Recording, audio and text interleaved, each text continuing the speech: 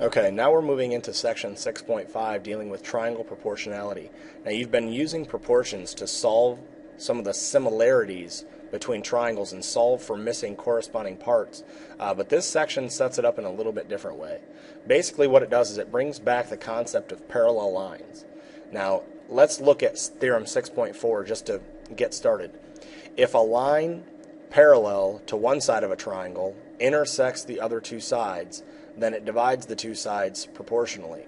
And what that means is, if you look at this drawing here, if you have two lines that are parallel and they intersect two different transversals, and you'll notice that they form triangles, basically what happens is you get two overlapping triangles that look something like this.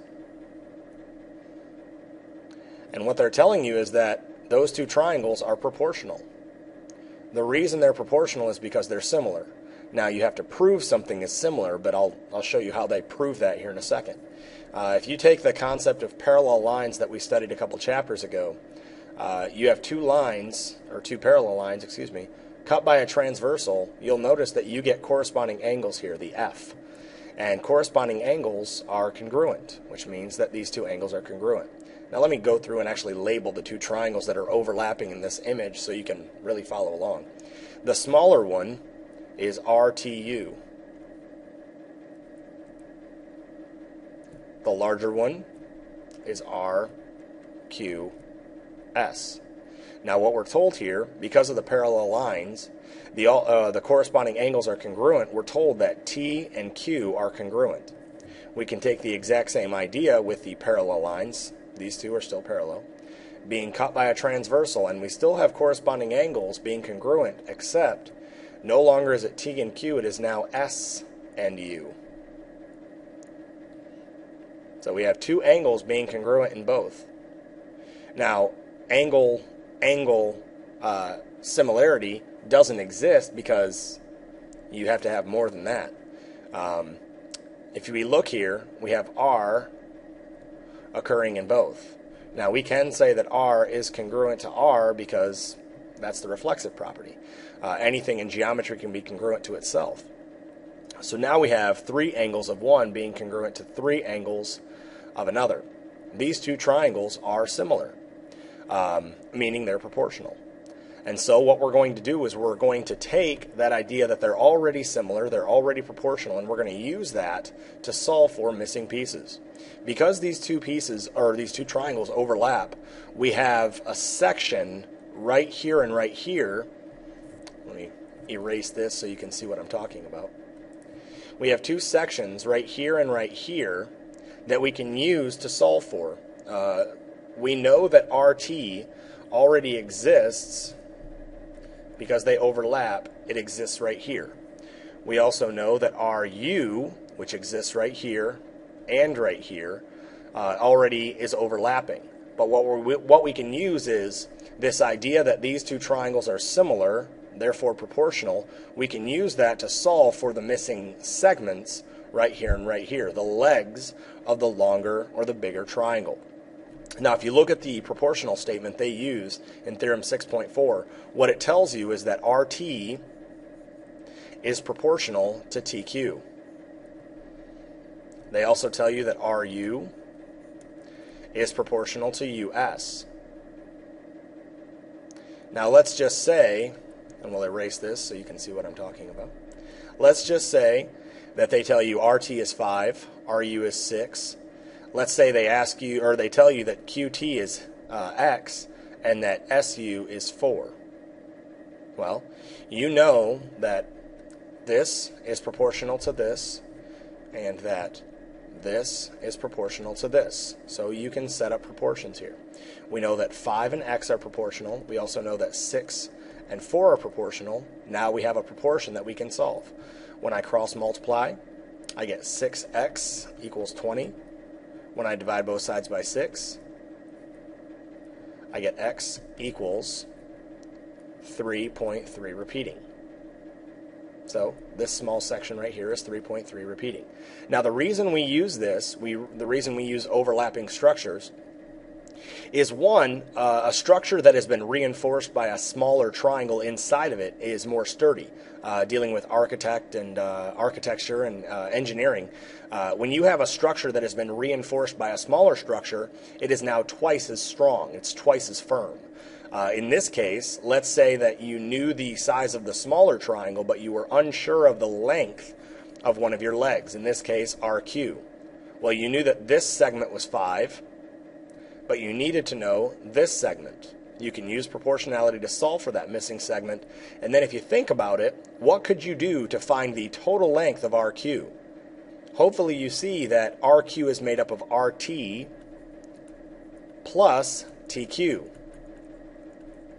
It's basically the segment addition postulate. And so you could say 5 plus X equals RQ. We already found X to be 3.3 repeating. So we find out that RQ is 8.3 repeating. Now, you're going to use this concept of segment addition to solve some of the missing problems on tonight's homework. What it does is it brings in the idea that RQ equals X plus 5. You might have a couple problems where up in your proportion, you don't have a variable, you actually have a quantity. Now, it doesn't change the way you solve it. You still cross multiply, except remember this from your algebra class, that when you have a number multiplied by a quantity, you have to multiply that number by everything in the quantity. In this case, 5x and 5. It's the distributive property. Make sure you remember that, because some of the problems on tonight's homework will look like this. Let's say that this is 5 and this is x, and they tell you that RS is, 15. Okay, you can say that not only is the individual pieces similar and proportional, we can also say that the longest sides are also proportional. So maybe you have x plus 5 set up with 15. An example like that. Let's move on to the next page, and we're going to see more examples of how to solve these type of problems. Example 1 tells us right away that QS and UT are proportional. Just highlight those so you can see what's going on. It also tells us that RS is 4, ST is 6, and QU is 9. And then it asks us for the length of RQ. Now I want you to look at this problem, and I first want you to identify the two triangles that are overlapping. The smaller triangle that is kind of overshadowing the larger triangle. And hopefully you see that the smaller triangle is right here and the larger triangle is right here. Now the reason those two overlap is what makes them similar. It's what makes them proportional. If you had a triangle that looked like this, those two triangles do not overlap in the same way that our triangles do. You could not apply the theorem or the theory of proportionality to a triangle that looked like this. Because these two triangles share a common vertex angle, and because their bases are parallel, we can say they're proportional. And so we can use proportions to solve for missing sides. I'm told to solve for RQ in this, so I'm going to shove an X into RQ so that I have, something to put into my proportion. Now, Theorem 6.4 says that this segment is proportional to this segment. X is proportional to 9. It also tells me that this segment is proportional to this segment. Now I have a proportion I can set up and solve. I want you to go ahead and solve this right now, and then I want you to look and start thinking about how we would solve the second problem in example 1. Go ahead and pause the video and solve example 1 now. Okay, hopefully you had enough time to solve example 1. But if you didn't, this is how we would solve it. We cross multiply, and we get x times 6, or 6x, equals 9 times 4, which is 36. We divide both sides by 6, and we find out that x equals 6. This small segment, in this case RQ, equals 6. Now remember that, yay, you solved the algebra, good job. Make sure you answer the geometry question. But the second problem in example 1 is a little bit different. It's actually the converse. It's going backwards. It's asking, is RS or PS, excuse me, is PS parallel to QR? And you can answer that this way. If they were parallel, wouldn't these two triangles be proportional? Theorem 6.4, the one we used to solve example 1, we were told first that the two lines were parallel. And because they were parallel, the two triangles are proportional. Here we're being asked, are they parallel? And so it's kind of a backwards thinking. If they were parallel, then the two triangles should be proportional. So we can use proportions to prove that the two lines are parallel. Now we set it up the exact same way. 72 in this case should be proportional to 40, and 90 should be proportional to 50. Now we can set this up. 72 over 40 should equal 90 over 50. We can cross multiply, or you can figure out what 72 divided by 40 is. You can also figure out what 90 divided by 50 is and find out if they're the same fraction, or you can just cross multiply. I know that 90 times 40 is just 100 more than 9 times 4, so that's 3,600 as opposed to 36. Notice how both of them have an extra 0. Then 72 times 50, now I do need my calculator for that. Just very quickly, 72 times 50. I get 3,600 also, which means that yes, this segment and this segment are proportional, this segment and this segment are proportional, which means that these two overlapping triangles, let me highlight them so we understand, this triangle and the triangle that it overlaps are indeed proportional, therefore they are similar, and because they are similar, we can say, yes, these two lines are parallel. The way I highlighted them, they're not parallel, but you get the point. So notice we're using proportions to not only solve for missing pieces, we're also using proportions to prove something. Go to the next page and we'll see more. Theorem 6.6 is taking the same idea of parallel lines proportionally breaking up segments. And the last couple theorems, Theorem 6.4 and 6.5, showed parallel lines breaking up proportional pieces of a triangle. Theorem 6.6 is still taking proportional lines, in this case R, S, and T, but it is proportionally breaking up random line segments. You'll notice that line L and line M do not form a triangle like they did in the previous theorem, but they still are broken up proportionally because of the parallel lines. Now, just like the consecutive segments or the segments of the two triangles that were next to each other, you'll notice, how these two segments were proportional and they were next to each other. We can apply that same idea to Theorem 6.6. Theorem 6.6 says, if three parallel lines intersect two transversals, then they divide the transversals proportionally. Meaning we have 1, 2, 3 parallel lines intersecting L and M. They don't bisect, excuse me. They divide L and M into proportional segments. Just like if L and M were, the legs of a triangle. In this case, we could take this segment and set it equal to this or proportional to that segment. And let me actually erase this so we can see letters here. Because this line, and this line are parallel, and they intersect these two lines, we can prove that UW is proportional to WY. And that VX is proportional to XZ.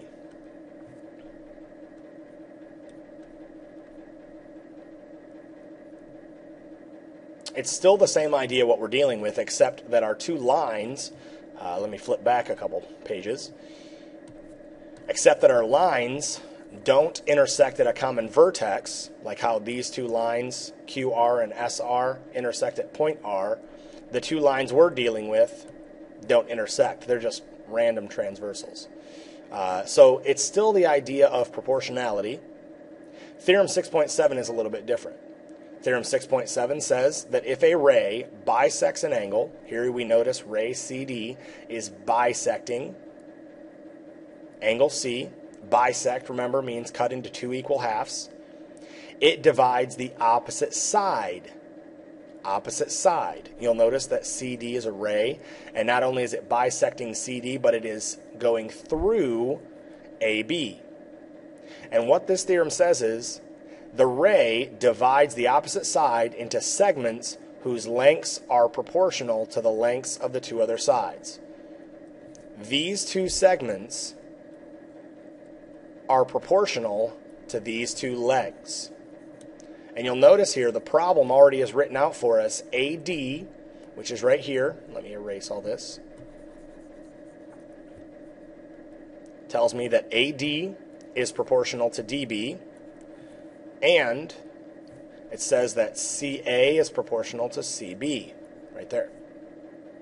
Now that one's a little bit tougher. Dealing with rays and bisecting triangles, whereas the prior two theorems, 6.4 and 6.6, are dealing with parallel lines. Just understand that, you know, if we think back to our triangles, our triangle properties, and you think about congruent angles, if two angles are congruent, then the sides opposite them are congruent. But in this case, in this chapter, we're not dealing with congruency, we're dealing with similar. So we know that if these two angles are congruent, their opposite sides have to be at least similar. Maybe not congruent, but at least proportional. And we can set that equal to the legs of the original triangle. That might be kind of hard to understand, and so hopefully tonight, seeing more examples, that will help you solve those. But let's kind of review what we've seen so far. We've seen parallel lines, okay, that intersect two transversals that break it up into proportional pieces, like this in example 2. We also see rays that cut opposite sides into proportional pieces. Pause video. Let's go to the next page and practice these two new theorems. In example 2, the first thing we're told is to find the length of AB. AB is right here. And so you'll notice it's one of the pieces of a transversal. Well, here we have line FE, we have line BD, and line AC. And for the sake of argument, we're going to say that they are parallel. If they're not parallel, we can't solve the problem, so we need them to be parallel. We're just going to make them parallel for the sake of argument. But you'll notice that they cut through line EC and through line FB. They intersect them. The three parallel lines intersect our two transversals. Well, according to theorem 6.6, and you don't need to remember what number it is, you just need to know what it says. 3 parallel lines that cut two transversals, break them up into proportional segments, meaning not only are DC and ED proportional, but FB and BA are proportional. And so we're going to use that concept, that idea of proportionality, to solve for, in this case, segment AB. Pause video. So we're going to set up the proportion that, so we're going to start off with the proportion that AB is proportional to BF, or FB, however you want to say it. It's the exact same segment. And that CD is proportional to ED. Now I do want you to notice this. It's smart to go in the same order, meaning A to F, we went up in this instance. You could have gone down if you want, but I'm also going to go up in this instance when I deal with these two, setting up a proportion for them. Just a helpful hint so that you reduce the number of errors that you make. Now I'm going to take this exact same proportion and actually substitute everything so that I actually have a problem I can solve. I'm going to put an X here, and so we say X over 120 equals 300 over 150. Hopefully you understand where we're coming from with that. And some of you that are very good with numbers, you're going to notice the relationship that 300 and 150 have together. You're going to say, well, 300 over 150 is 2. I can reduce that and know that X over 120 is going to have that same relationship. If you want to cut those corners on easier problems, it's okay, but be very, very cautious in doing that, because what you'll try and do is you'll always be looking for that shortcut, and you'll make very simple mathematical mistakes. So even though we kind of can already allude to the answer, knowing that the relationship is twice as many, we're still going to solve it mathematically. 300 times 120 ends up being 36,000, and then we have 150 times x. Now, when I divide these out, I do end up getting, whoops, I'm already kind of on the thought process. I already know that I'm going to get 240 for x, and that AB ends up equaling 240. And so even though my original thought as far as what x could be was correct, I still want to go through and actually solve it. We're going to take that exact same idea. Hopefully you understand that we're taking the idea of similar corresponding parts of triangles from the previous 3 sections and just applying it to a new scenario. No, there's not a triangle here, but it's the same process of solving proportional parts. And it's the exact same process as the next problem that we're going to solve.